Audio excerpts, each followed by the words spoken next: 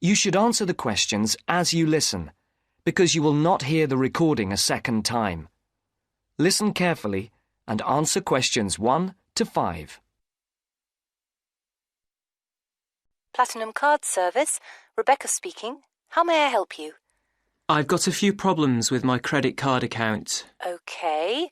What is your credit card number? Let's see. It's here somewhere. Here it is. Can I just take the card number, please? Yes, it's 6992 6992 3443 3443 1147 1147 8921. 8921. Right. Can I just check that? 6992 3443 1147 8921. That's it. And your name? Carlos de Silva. I just need to check a few details for identification and security, if you'll bear with me. That's okay. And what's your postcode? SE1 8PB. SE1 8PB. That's it. Vauxhall Close, London? Yes, that's right. And the house number? 43. And can you give me your date of birth? 13th of the 7th, 63. And one further check, if I may. Can you give me your mother's maiden name? Yes, it's Moore. Is that M-O-O-R-E? Yes, that's it.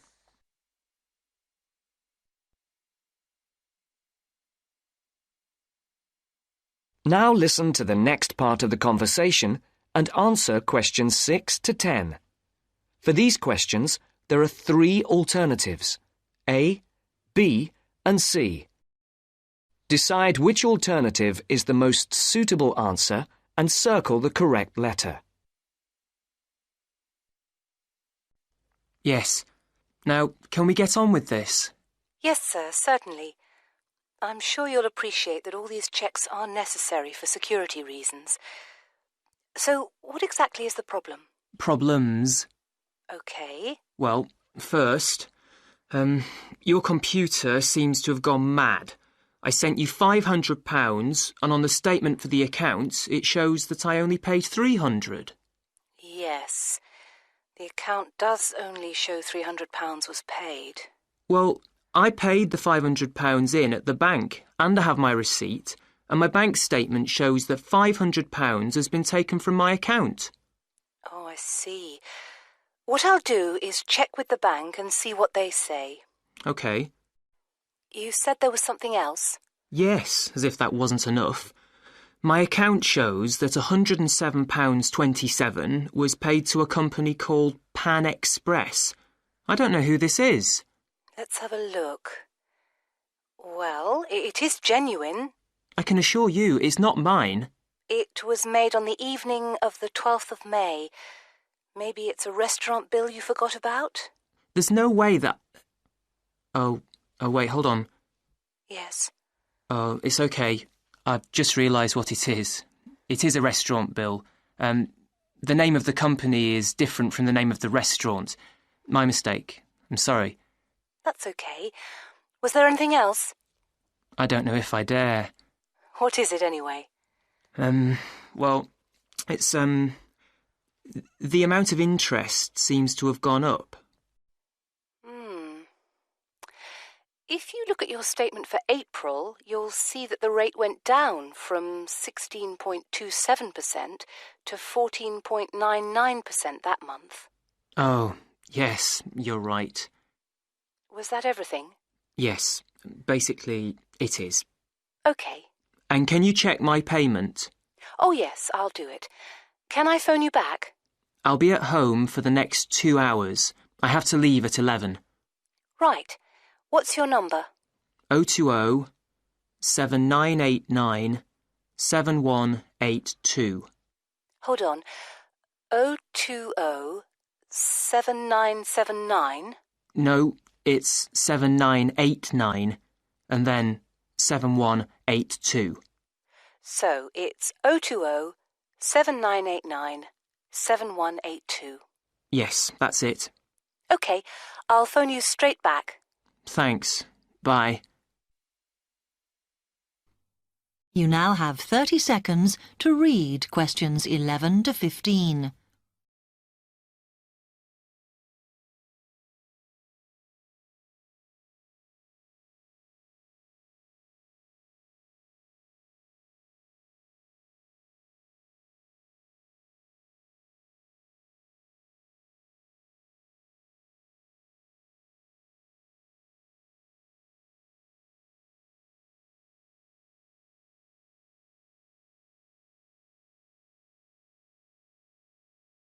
Hello, can I help you? Oh, yes. I was wondering what the best way was for me to get around London. Well, there are a lot of possibilities. As you probably realise, the main ways to get around are bus, train and tube. Oh? The Underground. Oh. It depends how much you want to spend. All forms of transport offer special tickets, such as cheap day returns on the trains and so on. Overall, you'll spend less on the bus, as it operates on a basic flat fare for each journey. But of course it may not go to where you need to travel to. The mainline trains only operate in the outlying areas, though a few cross London, whereas the tube has stations which are placed in central areas of the city, close to the main sites and shops. Obviously there are more bus stops, but you will probably have to change buses to get where you want, which can be inconvenient. You will find that the buses are mainly in the central areas, but some tube lines go quite a long way out of London, so you could use this for longer journeys. Having said that, the tubes do get very crowded, so you should use the train if you want to sit down. It does depend where you're travelling to. Well, I'm living on the outskirts, but I have to travel into London to college every day, and then around London when I'm here. OK, so time is going to be an issue for you. The tube should be fast crossing London, but quite honestly, there are so many delays that it's not very efficient. Again, the train has fewer stops, so is probably your quickest option to get to and from college. Of course, which service you use might depend on how frequent it is. I mean, the trains might only be every 20 minutes or whatever, but a timetable is published to save you hanging around. There are a lot of tube trains at busy times of day, but fewer at other times, whereas the buses run every 5 minutes through most of the day, and there are night buses. But you'll need to check out your route first. You now have 30 seconds to read questions 16 to 20.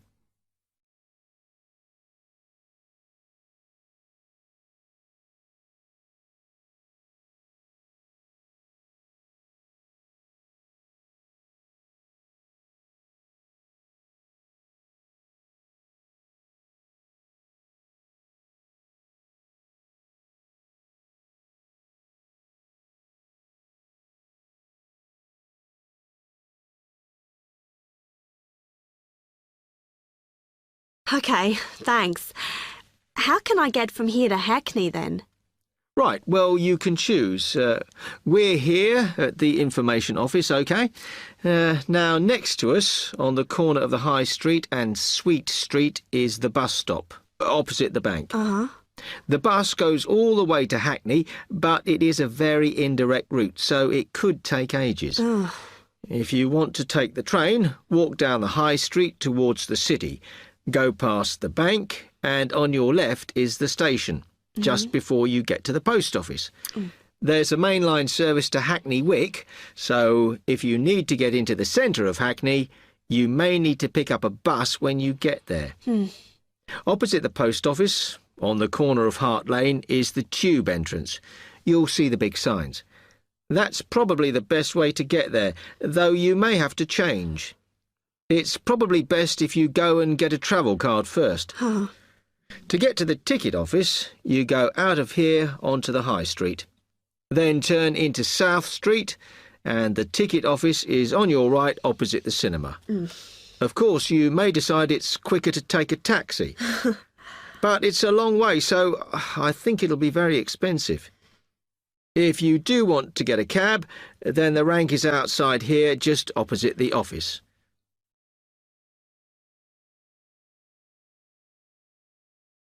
Now listen and answer questions 21 to 26.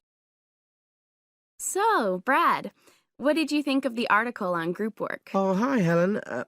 Yeah, it was pretty good, with helpful pieces of advice on how to make group work effective. I think we were lucky to be given such a straightforward text to present at the management skills seminar. Yeah. Actually, shall we discuss it now? Have you got time? Sure, it's only a 10-minute presentation, so we just need to explain and then give our views on the main points raised in the article. I'll jot down some notes. Right. So, there are 3 main sections. I suggest we start with listening. Yeah, effective listening in groups, because it's not something that's frequently covered on courses in our field. No, and we should say that in the presentation. Yeah, and also effective listening's pretty simple, you know. I don't think it's hard to learn. Well, people think it's easy, but in my experience, most of us tend to be very lazy listeners. Okay, I wouldn't argue with that. Something I do think we should emphasize is the power of the listener's posture, gestures, etc., in making speakers feel respected. Not that you're just waiting for them to finish before jumping in with your own ideas. Uh-huh. Okay, right. The next section is on goal setting. Let's make sure we're clear what the article says on this. Yeah. Well, firstly, it says that all group members must be given time to explain their own goals. That's it, yeah. And then, did it say that the whole group should agree on common goals? That's a bit too strong. It's more that everyone's agendas should be equally acceptable. But it does say that goals have to be realistic, you know. Achievable within a particular time? You've got it. That's really what the article's saying. There isn't really any point in having ideals if group members know they won't come to anything within a reasonable period.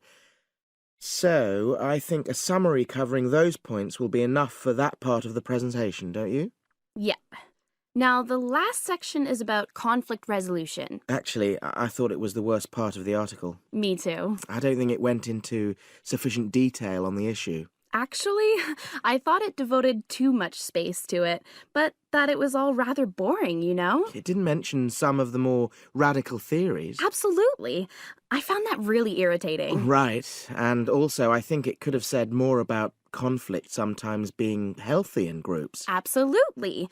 It just mentioned rather glibly about how we should avoid thinking of winners and losers, and that quick resolution of conflict is always desirable. Without explaining what these terms mean? Well, it gives quite detailed definitions, but doesn't develop a proper argument. Right.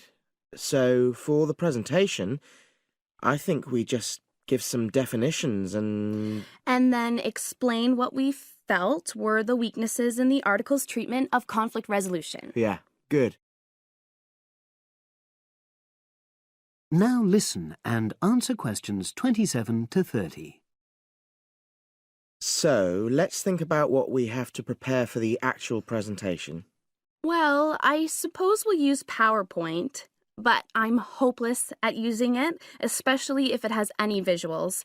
I really have to look into doing a course on it because I know I'll need it in the future. Don't worry, I'm quite happy using PowerPoint and I'll put it together when everything else is ready. That's a relief. But yes, do that later. Okay. Now, I heard the tutor saying we have to include some well-chosen quotations from the article. I'm not sure if we do. I'll email him to find out. No need, I can just have a look at the specs he gave us when he set the task. That'll be quicker. But the tutor definitely said we have to prepare a handout to go with the talk. I'm not really sure how we do that. Sarah did one last year. Who's she? She's doing the same option as me on marketing. I'll ask her advice on what to include. Great. So that just leaves the bibliography at the end. I suppose it'll mainly be articles. Yeah. So we'll just look on the web, and we can leave that till later. But we've been advised against that. Well, we could have a look through some journals in the library. I think we should start by looking through module handbooks. I think that'll give us some good leads. Yeah, you're probably right. So, that's all the topics.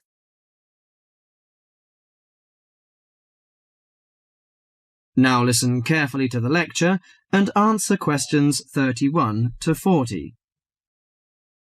Do you fancy diving in the wonderful world of coral reefs, green sponges, colourful fish and red crabs? It is a rich garden beneath the waves. But how much do you know about the corals? Are they animals or plants? What are the threats to coral reefs? Today, Mr. Tim Harford, Executive Director of the Coral Reef Alliance, is going to introduce the facts about coral reefs. Good afternoon, everyone. Coral reefs are one of nature's most magnificent creations. It is filled with thousands of unique and valuable plants and animals. Over 1/4 of all marine species depend on healthy coral reefs. Humans also depend on coral reefs. These marine ecosystems are the primary source of food and income for millions of people, a vast repository of valuable chemical compounds and medicines, and a natural wave barrier that protect beaches and coastlines from waves and storms. Coral is actually the exoskeletons of coral polyps. Made from limestone, these skeletons build up over time, forming the reef. New corals are born each April. At a certain hour, on a certain night, mature corals suddenly release clouds of eggs and sperm into the sea. After the fertilized eggs take root on the seafloor, they can grow up to 15 centimeters per year. Coral reefs are present in the waters of over 100 countries. These are warm, 18 to 29 degrees centigrade, shallow, sunny regions primarily between the tropics of Cancer and Capricorn. Only clear, warm salt water can support a coral reef. And because sunlight is crucial to the reef's survival, the water must also be shallow. The algae that grow on coral provide much of the coral's food.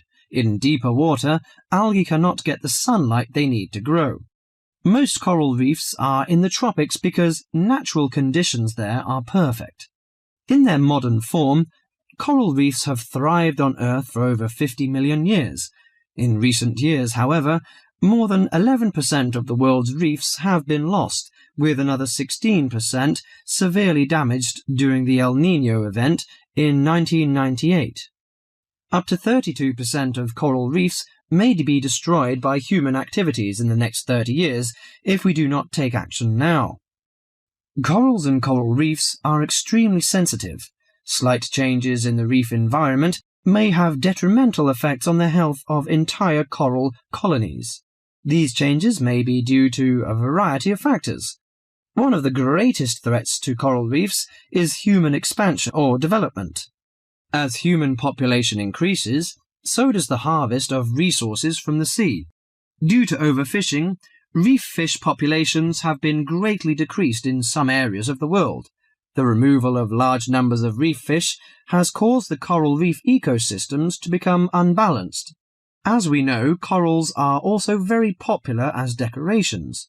A large amount of the most healthy corals are selected by commercial collectors. They sell the corals to souvenir shops, where a large number of tourists wait to purchase them as decorations or souvenirs. Coral reefs also receive much damage from both commercial and private vessels. The leakage of fuels into the water and the occurrence of spills by large tankers are extremely damaging to local corals. Although much of the coral reef's degradation is directly blamed on human impact, there are several natural disturbances which cause significant damage to coral reefs. The most recognized of these events are hurricanes or typhoons, which bring powerful waves to the tropics. These storm waves cause large corals to break apart and scatter fragments about the reefs. Home to a diverse community of creatures, coral reefs are underwater treasure chests of colour and activity. Predators and prey swim and crawl among the coral in nature's never-ending dance of life and death. This lively, fascinating world beneath the waves is just waiting to be explored.